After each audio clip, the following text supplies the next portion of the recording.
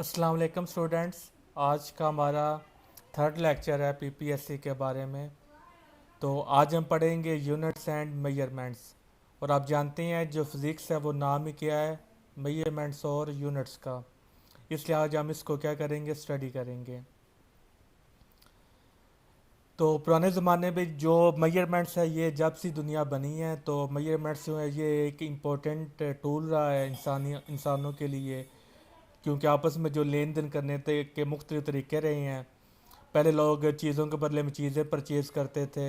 मतलब अगर एक बंदे को कोई चीज़ चाहिए थी वो दूसरे बंदे से एक्सचेंज करता था कि मेरे पास अगर चावल है और दूसरे के पास गंदम है, तो एक बंदे को अगर गंदम चाहिए तो वो फिर अपने चावल उसको दे देता था और गंदम उससे ले लेता था। तो इसमें काफ़ी इश्यूज भी होते थे कि आपको वो बंदा ढूंढना पड़ता था कि जो एक्सचेंज कर सके। आप ज़रूरी नहीं है कि जो आपको चीज़ चाहिए वही दूसरे को चाहिए। तो इसलिए काफ़ी इश्यूज थे, तो इंसानों ने इस पे बहुत ज़्यादा वर्कआउट किया कि हम ऐसा कौन सा स्टैंडर्ड सेट करें जिससे हमें मेजरमेंट्स में आसानी हो जाए। तो in the earlier time scientist of different countries were using different system of units for measurements. तो पुराने ज़माने के जितने भी लोग थे, साइंटिस्ट थे, वो क्या करते थे, डिफरेंट मेजरमेंट्स वो यूनिट्स इस्तेमाल करते थे।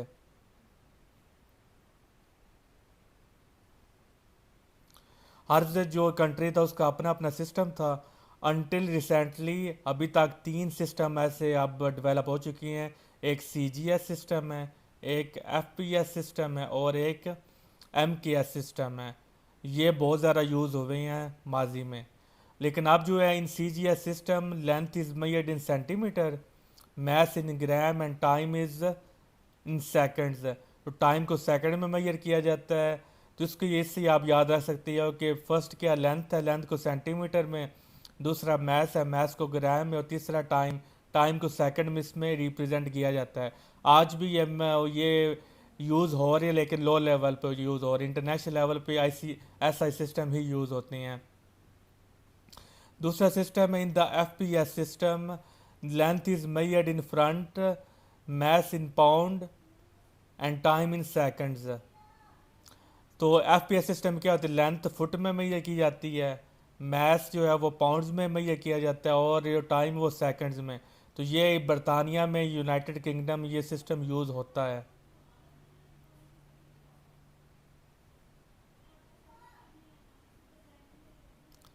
थर्ड है in the MKS system, length is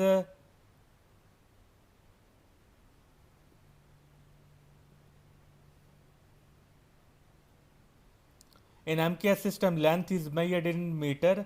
तो एमकेएस में क्या होता है, लेंथ मीटर में मेजर की जाती है, और टाइम और जो मैथ अब किलोग्राम में, और टाइम सेकंड्स में इसको मेजर किया जाता है। अब हम क्या करेंगे, ये तो पहले मैंने आपको बेसिक इंट्रोडक्शन दिया कि जो फेमस जो मेजरमेंट सिस्टम है वो जो यूज़ हो रही हैं, वो ये तीन सिस्टम थे पहले जो मोस्टली यूज़ हो रहे थे। देखिए, इशू ये होता है कि जब एक कंट्री का साइंटिस्ट दूसरी कंट्री में जाता है तो वो अपनी कंट्री के वहाँ पर वो मेजरमेंट्स के जो स्टैंडर्ड्स वो उससे वो यूज़ नहीं कर सकता।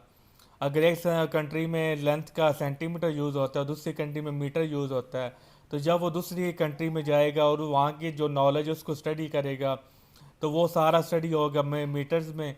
तो उसको बहुत ज़्यादा डिफ़िकल्टीज होंगी, फिर उसको मीटर्स में सेंटीमीटर में कन्वर्ट करना पड़ेगा, वहाँ पे उसका बहुत ज़्यादा टाइम लग जाएगा। तो यानी कि जो नॉलेज का फैलाव है इससे वो बहुत ज़्यादा मुतासर होता है। क्योंकि फिर इस तरह नॉलेज महदूद हो जाता है। क्योंकि आप जानते हैं कि जो सारे साइंसेस के नॉलेज होते हैं वो इंटरलिंक्ड होती हैं। ये नहीं है कि न्यूटन आज एक अजीम साइंसदान बना है तो वो ये नहीं है कि अकेला ही बन गया, उसके पीछे अरिस्टोटल का बहुत ज़्यादा वर्क है। और जो जितने भी ग्रीक्स जो फिलासफर थे, साइंटिस्ट थे, उनका बहुत ज़्यादा कंट्रीब्यूशन, उन्होंने ही ग्रेविटेशन पे बहुत ज़्यादा काम किया। 200 साल तक ग्रेविटेशन पे काम किया गया। तो न्यूटन ने उनकी स्टडी को क्या किया, उनकी स्टडी को, सारी बुक्स को, नॉलेज को स्टडी किया, और फिर उसको अब उसको यूज़ करके फिर क्या किया, अपने वो लॉ ऑफ ग्रेविटेशन बना दिया।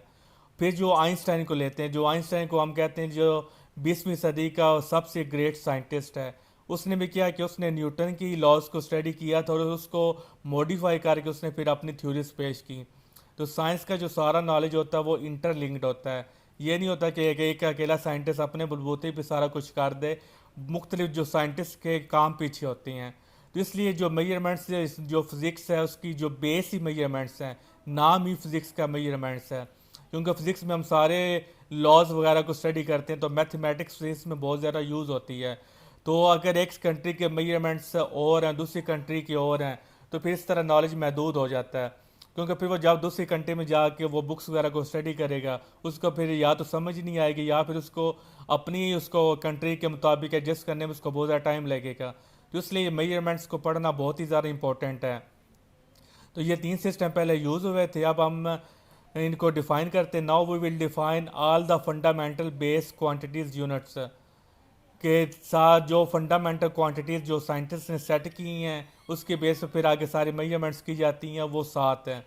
सबसे पहला metre. Metre is the length of the path, ये वो लेंथ है that is vacuum travelled by light. जो क्या करती है, लाइट ट्रैवल करती है किस में, वैक्यूम में ट्रैवल करती है। वैक्यूम क्या होता है, जिसमें से हम क्या निकाल दें, हवा निकाल दें। तो वैक्यूम का मतलब है कि रिमूव एयर। अगर आपने एक कमरा है, उसमें से आपने क्या किया, अगर आप उसमें से हवा निकाल देते हो, तो वो फिर कमरा क्या बन जाता है, वैक्यूम बन जाता है। तो जितने भी अब वो मैक्सिमम जो एक्सपेरिमेंट होती हैं, वो हवा की गैर मौजूदगी में होती हैं। क्योंकि हवा भी क्या होता है, मिक्सचर ऑफ गैसेस होता है। तो इसलिए वो फिर डिस्टर्बेंस क्रिएट करता है। तो इसलिए हम क्या करते हैं, हवा को रिमूव कर देती हैं। और हवा को रिमूव करने के लिए आपको किसकी ज़रूरत होती है, वैक्यूम पंप की ज़रूरत होती है, जो क्या करता है, हवा को निकाल देता है।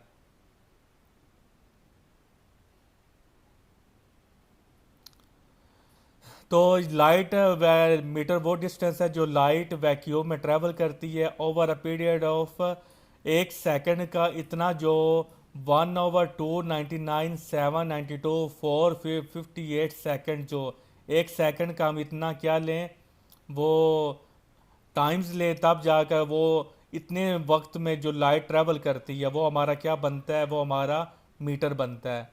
एक सेकंड का आपने जिस तरह होता है ना जी, एक मीटर का हम हाफ लें जी, एक मीटर का हम 3 टाइम्स लें, ये जैसे होता है। तो आपने एक सेकंड का कितना लेना है, आपने एक सेकंड का 299, जिसको 3,792,458 ये एग्जैक्ट टाइम है। जिसको हम सिंपल क्या कहते हैं, 3 ×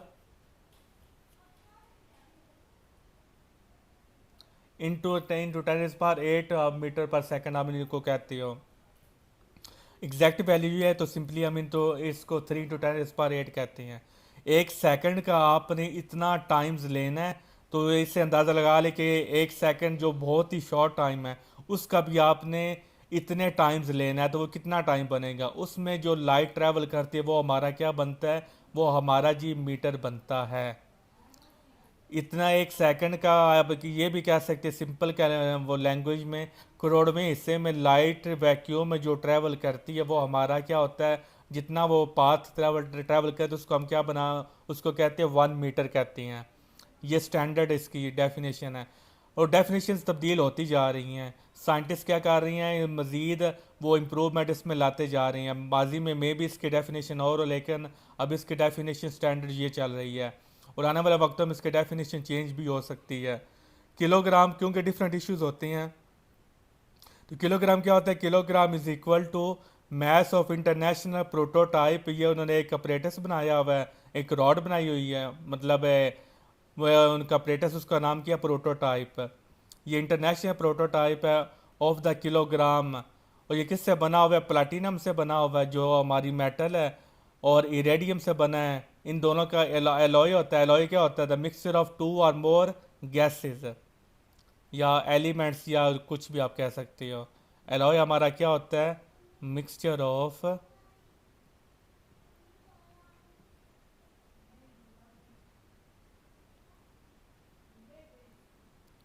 इसका आप डेफिनेशन लिख लें, मिक्सचर ऑफ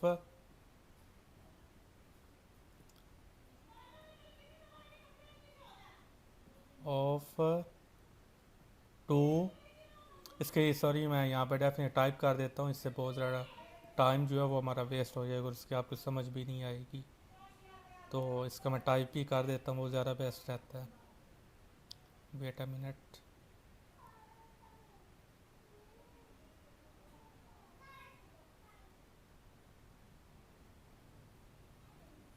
यहाँ पे इसको, ये आई थिंक ये है। तो what is alloy?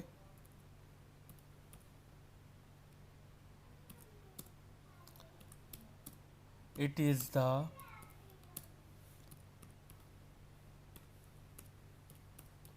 mixture of two or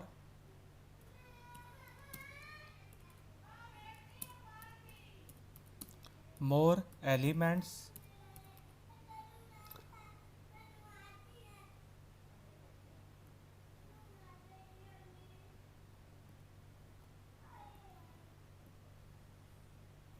इसको हम ऊपर ये यहाँ पे कर लेते हैं, खाली जगह यहाँ पे।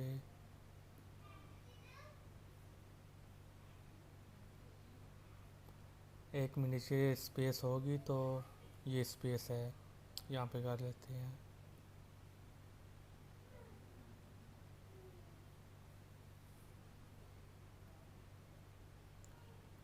तो एलॉय क्या होता है? It is a mixture of two or more elements. ये दो या दो से ज़्यादा एलिमेंट्स का क्या होता है? मिक्सचर होता है।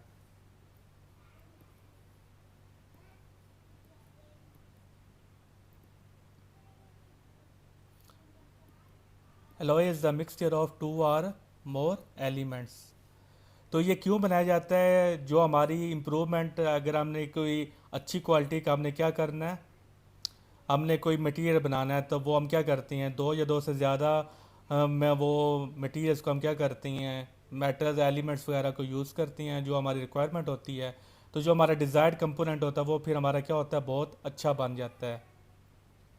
जैसे कि अगर आपने एक एलिमेंट की जो उसकी कंडक्टेंस बहुत ज़्यादा है, उसकी जो इलेक्ट्रिसिटी के प्रॉपर्टीज़ वो बहुत ज़्यादा हैं। दूसरा मटेरियल उसका जो टेम्परेचर रेजिस्टेंस है वो बहुत ज़्यादा है। तो ये बड़ा इशू होता है इलेक्ट्रिसिटी में कि क्योंकि जब भी कोई जिस चीज़ में इलेक्ट्रिसिटी पास करती है वो हीट में कन्वर्ट हो, उस वो अपरेटस गर्म हो जाता है। तो हर एक चीज़ की एक लिमिट होती है, वो उतनी हीट को बर्दाश्त कर सकता है। तो अगर आप एक ऐसा एलिमेंट बनाना चाहें कि जो बहुत ज़्यादा टेम्परेचर रेजिस्टेंट हो, जिसकी कंडक्टिविटी बहुत अच्छी हो, तो वो फिर हमारे लिए इलेक्ट्रिसिटी के लिए बहुत ज़्यादा फ़ायदेमंद होगा। फिर आप क्या करते हैं, दोनों मटेरियल्स को मिला देते हैं तो वो रिजल्टेंट हमारा क्या बन जाता है, एलॉय बन जाता है। तो एलॉय बहुत ज़्यादा इंपॉर्टेंट होता है। ये हमारी डिज़ायर्ड जितनी भी प्रॉपर्टीज़ होती हैं उनको स्टडी आउट करने के लिए ये हमारा बनता है। तो उसने इन्होंने भी क्या किया है, इन्होंने एलॉय बनाया है। किसका? प्लैटिनम का और इरेडियम का। ये बहुत अच्छा बनता है। तो उन्होंने एक सिलेंडर बनाया है प्लैटिनम और रेडियम को मिला के, उसको हमने क्या नाम दिया, प्रोटोटाइप का। उसको हम क्या कहते हैं, एलॉय कहते हैं। Keep at International Bureau of Weights and Measures at Sevres near Paris France में ये रखा गया, और ये 1899 को बनाया गया था। अभी तक ये चल रहा है। फिर तीसरा second, the second is the radiation duration. ये रेडिएशन का ड्यूरेशन है कितना, ये इतना ड्यूरेशन है, which corresponds to the hyperfine level transition from the ground state of the cesium 133। तो 133 क्या है? ये हमारा आइसोटोप है। किसका? सीजियम का आइसोटोप है। तो 133 जो सीजियम का आइसोटोप है, ग्राउंड स्टेट से वो ट्रांजिशन स्टेट में जाता है। तो जितना टाइम वो लेता है ग्राउंड स्टेट से ट्रांजिशन स्टेट में जाने के लिए, तो आप जानते हैं ग्राउंड स्टेट क्या होती है, स्टेबल स्टेट। जब हम किसी एलिमेंट को फॉर एग्जांपल,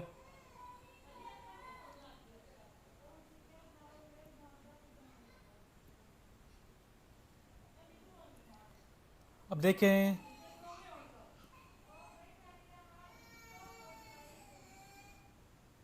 एक मिनट यहाँ से मैं सर्कल ढूंढ लूँ।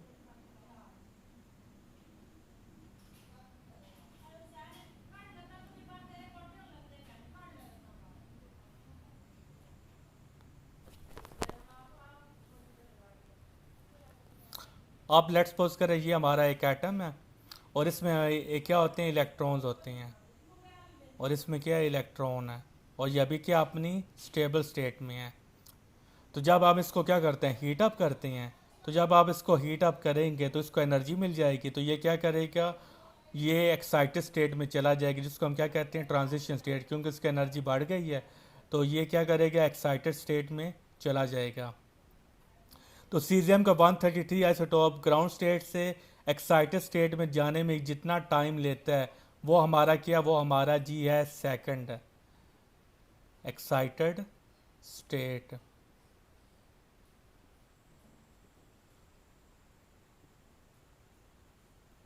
तो उसको हम क्या कहते हैं, उस ड्यूरेशन को हम क्या कहते हैं, सेकंड कहते हैं। इतना वो क्या करता है, the second is the radiation duration, इतना वो क्या करता है, वो टाइम लेता है, मतलब है ये उसकी वैल्यू है। इस इतना वो क्या करता है, ड्यूरेशन लेता है, which corresponds to hyperfine level transition from the ground state of CGF 133। और फिर इतने इस ये नंबर हासिल करने में जितना टाइम लगता है उसको हम क्या कहते हैं, 1 सेकंड लेते हैं, कहते हैं। और ये 1967 में ये पैमाना वो बनाया गया था और अभी तक यही चल रहा है। फिर एम्पियर, जो हम जानते हैं करंट का यूनिट है, the ampere is the constant that has a negligible circular cross section if it is kept in two straight parallel conductors of endless length. दो हमारे पास पैरेलल कंडक्टर्स हैं,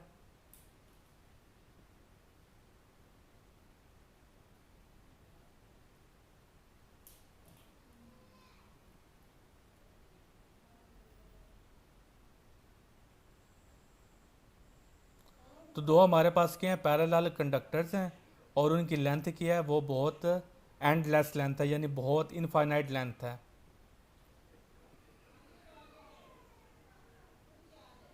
ये सर्कल आज नहीं मिल रहे, पता नहीं क्या इशू है।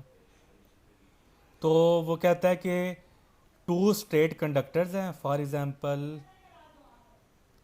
एक कंडक्टर हमारा ये हो गया और एक कंडक्टर हमारा जी ये हो गया।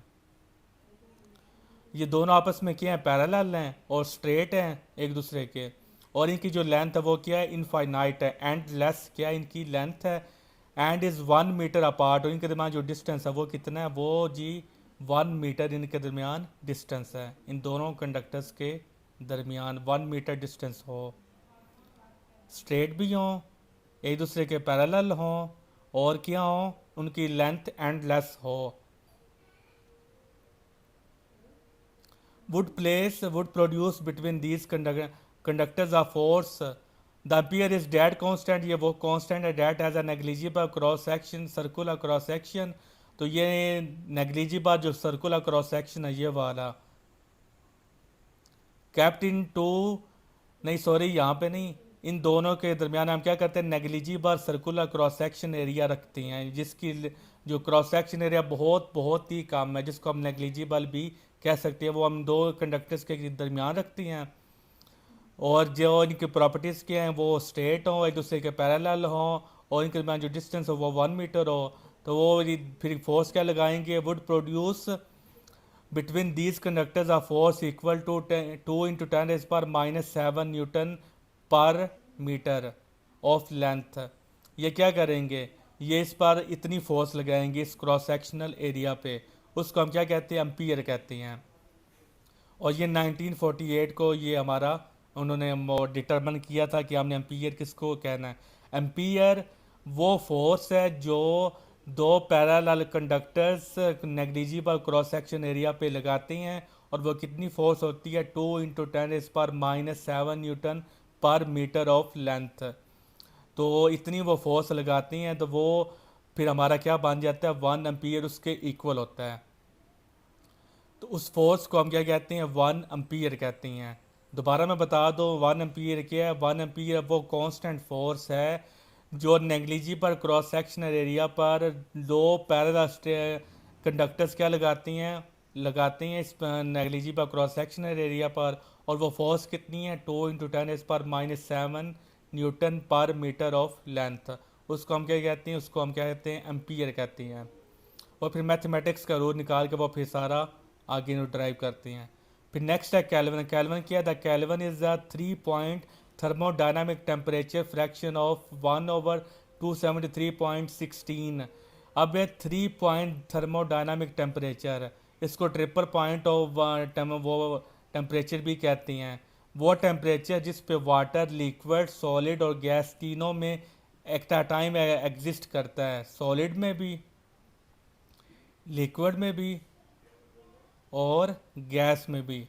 वो टेम्परेचर, इसको ट्रिपल पॉइंट ऑफ वाटर भी कहते हैं, कि वो टेम्परेचर जिस पर water, solid, liquid and gas at a time तीनों जो फॉर्म है वो एट अ टाइम तीनों फॉर्म में एग्जिस्ट करता है, उसको हम क्या कहते हैं? Triple thermodynamic temperature. और उसका हम कितना ले? 273, वन उसका 273 टाइम्स ले, 1/273 टाइम्स ले, उसको हम क्या कहते हैं? उसको हम क्या कहते हैं? केल्विन कहते हैं। फिर नेक्स्ट है मोल। The mole is the quantity of material in a system that has a many basic entities as 0.012 kilograms of carbon atoms are present। वो मटेरियल, वो सैंपल जिसके दरमियान is the quantity of material in a system that has as many basic entities as 0.012 kilograms of carbon 12 atoms are present।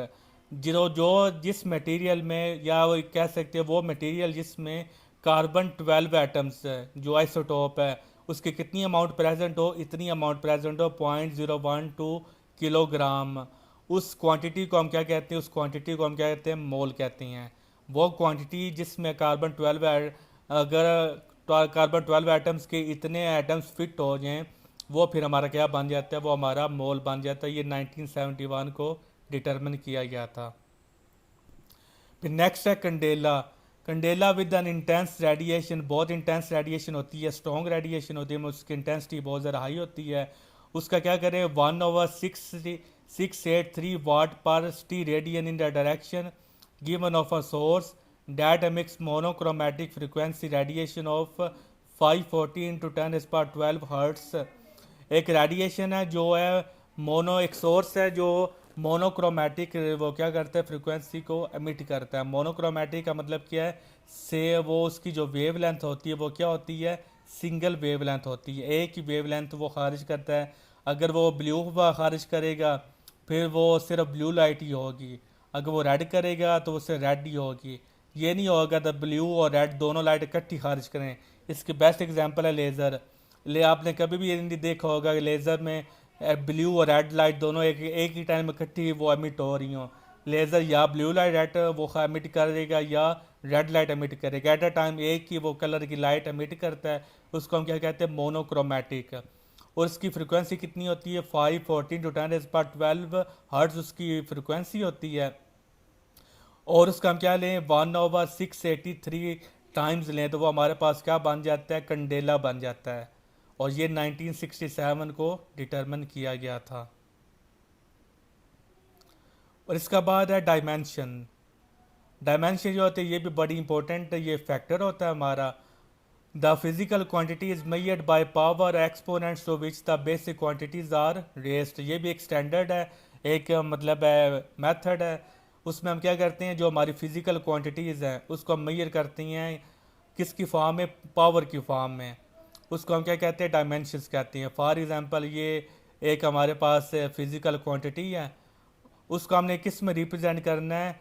Mess, length और time. इन जो basically ये mostly तीन use होते हैं, एक आगे एक और भी यूज़ होता है करंट, लेकिन फिलहाल ये तीन टेम्परेचर भी यूज़ होता है। तो मोस्टली जो तीन जो होती हैं फंडामेंटल्स, उसमें हमें क्या करते हैं? किसी भी जो फिज़िकल क्वांटिटी होती है उसको इन तीन फंडामेंटल्स में हम क्या करते हैं? एक्सप्रेस करते हैं कि वो मैथ के रिस्पेक्ट में उसकी डायमेंशन क्या है, लेंथ के रिस्पेक्ट में उसके डायमेंशन क्या है और टाइम के रिस्पेक्ट में क्या है।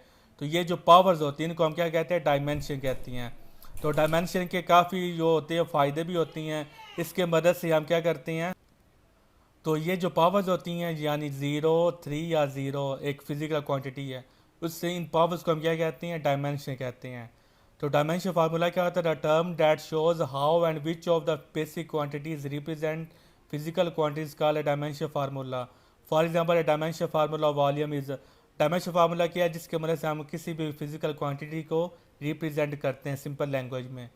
बुकिश लैंग्वेज में आप ये डेफिनेशन याद कर सकते हैं। इसका मतलब ये है कि वो फार्मूला जिसके मदद से या वो मेथड जिसकी मदद से हम किसी भी फिजिकल क्वांटिटी को डिनोट करते हैं उसको हम क्या कहते हैं, डायमेंशनल फार्मूला। अब सवाल ये है कि डायमेंशन को हम यूज़ क्यों करते हैं।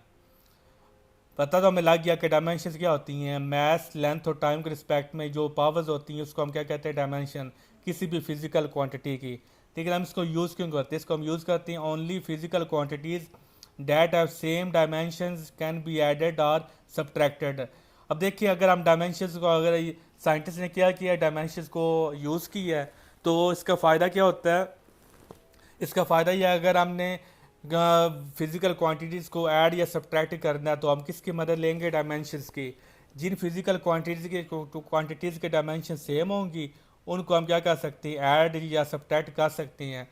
अगर डायमेंशन डिफरेंट है फिर हम उनको ऐड या सब्ट्रैक्ट नहीं कर सकते।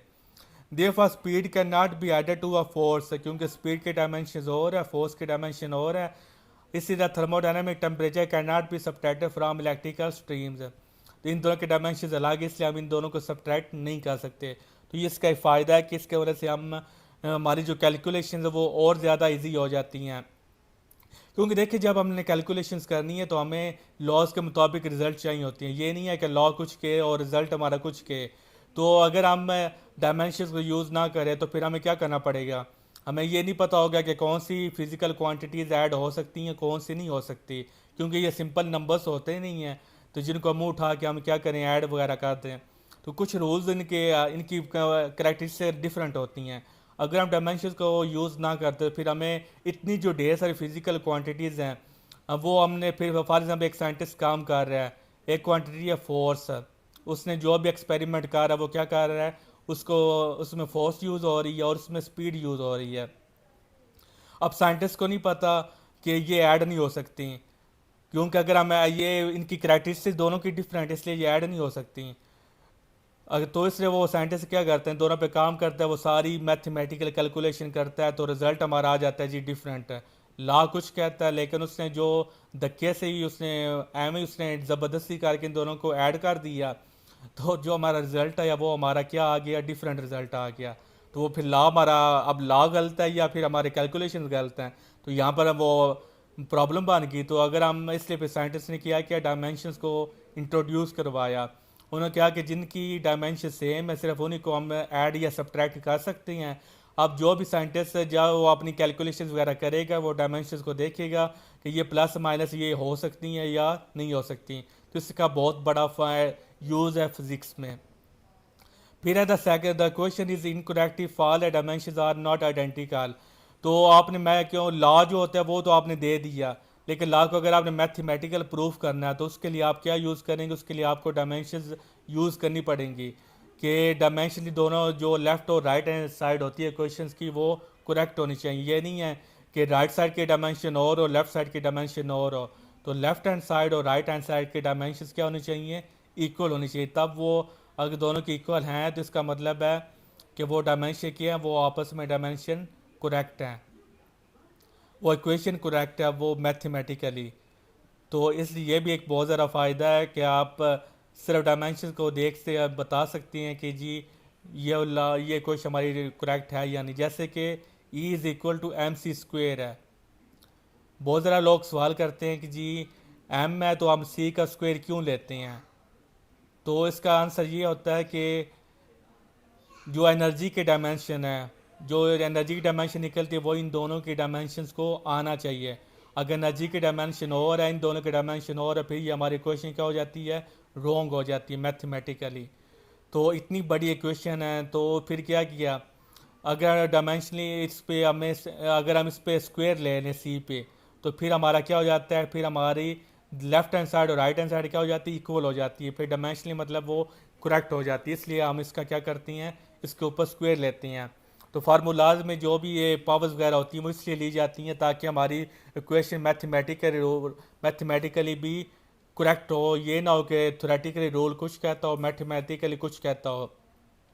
इसलिए ये सारी हम पावर्स को यूज़ करते हैं कि डायमेंशन को यूज़ करके हम बता सकते हैं कि इक्वेशन ठीक है या नहीं। यानी डायमेंशन को आप कह सकते हैं कि ये सारा मैथमेटिकल, उसको करेक्ट करने के लिए, मैथमेटिक्स को आसान करने के लिए हम डायमेंशन को यूज़ करते हैं। आगे ये सारा फिर आप पढ़ लीजिएगा क्योंकि ऑलरेडी काफ़ी टाइम हो गया लेक्चर में। तो आगे इसके ये दो टॉपिक्स रह गए हैं, लिमिटेशंस, प्रिंसिपल ऑफ होमोजेनिटी। तो जल्दी जल्दी से ये भी पढ़ लेते हैं। लिमिटेशंस, डायमेंशंस की लिमिटेशंस है, the magnitude of dimensions does not depend, the ये डायमेंशन ये मैग्नीट्यूड पे डिपेंड नहीं करती, डेट्स वाई। ये एक हमारी इक्वेशन है, फॉर एग्जांपल इस डायमेंशन लेस, इसके वो डायमेंशनली लिहाज से ये इक्वल है, क्योंकि लेफ्ट और राइट साइड आपस में क्या इक्वल हैं। Therefore a correct dimensional equation does not really need to be true. वो कहता है कि कुछ केसेस, रेयर केसेस ऐसे भी होते हैं जहाँ पर डायमेंशनली तो वो इक्वेशन ठीक होती है, लेकिन इन रियलिटी वो इक्वेशन ठीक नहीं होती। ऐसे केसेस बहुत ज़्यादा रेयर होती हैं। मेजॉरिटी जो होती है वो डायमेंशन, उसको डायमेंशन के मदद से वो हमें मिल जाता है कि क्वेश्चन ठीक है या नहीं। तो चंद एक केसेस हैं, तो इसलिए ये इतना प्रॉब्लम क्रिएट नहीं करता, लेकिन इसकी एक लिमिटेशन है कि कुछ रेयर केसेस में ऐसा भी होता है कि डायमेंशनली वो क्वेश्चन ठीक होती है, लेकिन रियलिटी वो क्वेश्चन ठीक नहीं होती। चूँकि ये बहुत कम लेवल पे होती है, इसलिए अभी तक ये डायमेंशन को हम यूज़ कर रहे हैं। The method of dimensions can not derive from numerical constant with no dimensions. तो जो the method of dimensions can not derive from numerical constant, जितने भी न्यूमेरिकल कांस्टेंट होती है जिनके डायमेंशंस नहीं होती है, वो हम डायमेंशंस के लिए उससे डायमेंशन की मदद से उसको हम क्या कर सकते हैं, उसको डिराइव नहीं कर सकते। फिर है the method applies only if the relationship is of a product type. मतलब है जो आपस में मल्टीप्लाई हो रही हैं क्वांटिटीज़, उन्हीं पे हम ये डायमेंशंस का मेथड अप्लाई कर सकते हैं। इन एक्सपोनेंशियल और ट्रिग्नोमेट्रिक रिलेशनशिप्स इट फेल्स। कुछ हमारी कैलकुलेशन अगर आज जो एक्सपोनेंशियल फॉर्म में आ रही हैं या जिस पर ट्रिग्नोमेट्रिक रिलेशनशिप यूज़ हो रहे हैं, तब डायमेंशंस को हम यूज़ नहीं कर सकते। लेकिन अगेन ये सारा बता रहा हूँ कि ये सारी जो लिमिटेशंस हैं ये बहुत लो लेवल पे हैं, तो अब मेजॉरिटी हमारे केसेस हल हो जाते हैं, इसलिए अभी तक हम डायमेंशंस को यूज़ कर रहे हैं।